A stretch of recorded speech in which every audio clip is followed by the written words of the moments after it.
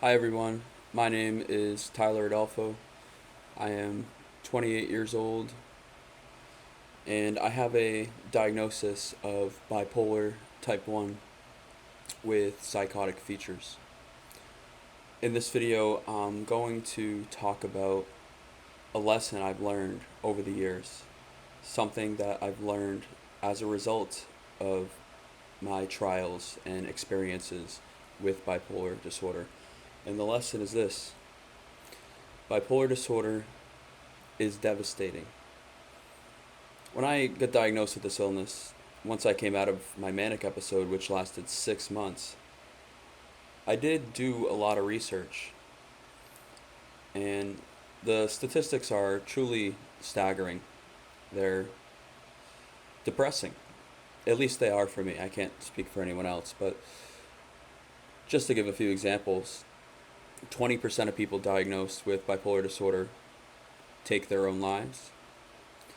On average, people with bipolar disorder live anywhere from, I think it's 15 to 20 years less than a person without bipolar disorder. So we have significantly reduced life expectancy on average. And we're less likely to finish school. That includes high school, up until higher education of college. We're less likely to get our bachelor's degrees, our master's degrees. In many aspects, bipolar disorder is an enormous disadvantage, and that's truly the understatement of the century. Bipolar disorder has been so devastating for me. Even though it may seem like I'm doing better in my more recent videos, it doesn't mean I don't have any demons left at all. I still fight challenging mental health battles on a daily basis. The demons haven't fully left. I do feel better than I did a few years ago, and that in itself should be a signifier of hope, something to look at and maybe see in your own situation, to know that there's hope out there. I certainly thought that my life was over. As a result of my manic episode, I got kicked out of my university, and so I lost my education. I lost jobs, and so I lost my source of income. And subsequently, my livelihood plummeted. I got kicked out of my social fraternity, embarrassed myself to my friends, to my family, to professional people I've met over the course of my life, including teachers from high school and professors from college. My manic episode was exposed to a lot of people because of my social media presence during mania, and it was directly responsible for many of the consequences that I just enumerated. So here I am. I lost my education, I lost my income, I lost my friends, and my connections with family weakened. And here I was, feeling more alienated than I ever have before. I sat home in isolation for years, only leaving the house for doctor's appointments or for an occasional visit to cousins. It was devastating. I can't say that enough just because it's the epitome of the truth. It's so profoundly devastating. I felt like I was worthless, and being worthless, feeling like I'm worthless, sent my health on a downward spiral. I had racing thoughts at night about things that happened during mania, and I do still have these thoughts on occasion today. They're just not as frequent as they used to be, and they're not as intense, and they don't inflict as much harm as they previously did. Nonetheless, the trauma will always be there. It will always be omnipresent to the day that I'm gone. I will live with that trauma. I would live with the trauma of surviving a 6-month-long bipolar manic episode during which I experienced delusions, hallucinations, lost control of my central command center.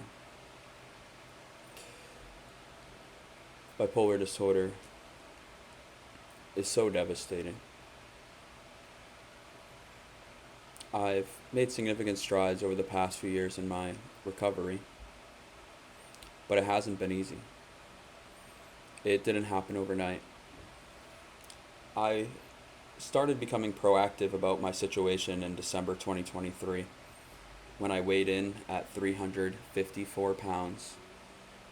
I didn't recognize the person I saw in the mirror. Sure didn't look like me. The circumstances I was dealing with sure didn't sound like me. All of my circumstances were unbecoming for someone of my expectation. I had such high expectations for myself. I aspired to be a lawyer. People in high school and college used to call me the future governor of Massachusetts. Talk about a compliment. I did aspire to go into public service someday and serve the public, try and utilize my strengths to make society as a whole stronger. And I believe that it would be a very intrinsically rewarding experience. And yet, my perspective has shifted since the bipolar diagnosis. My perspective is now focused on the fear of going into mania again.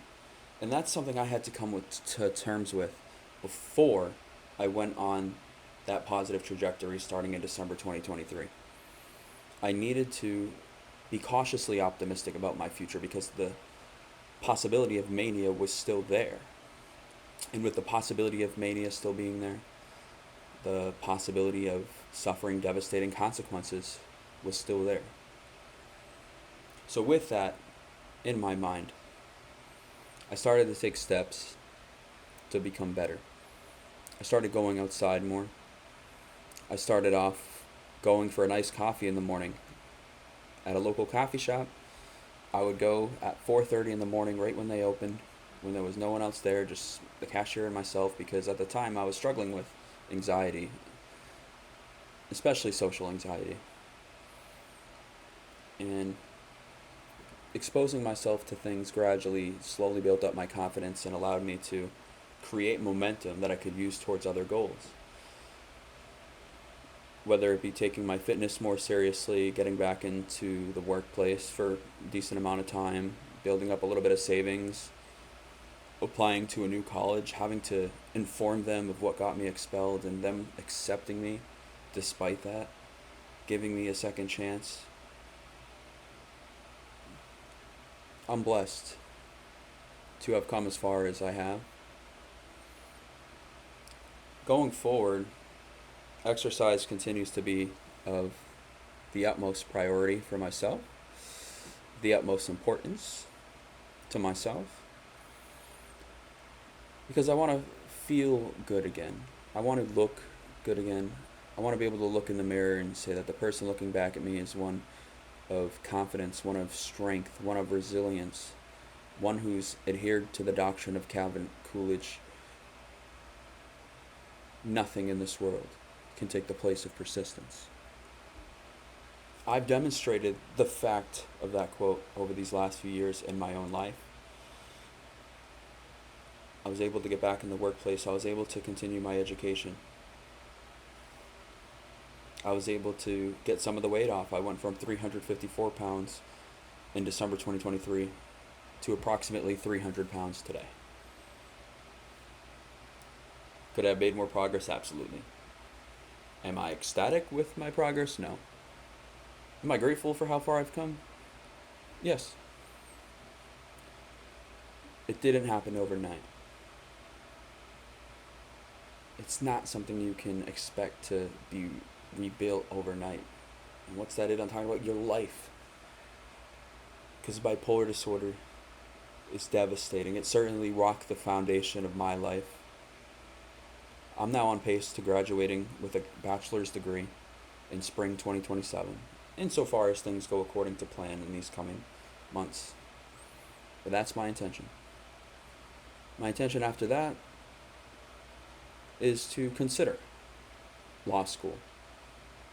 and consider going into the workforce. My long term goal will always be to go to law school. I want to become a Social Security disability attorney.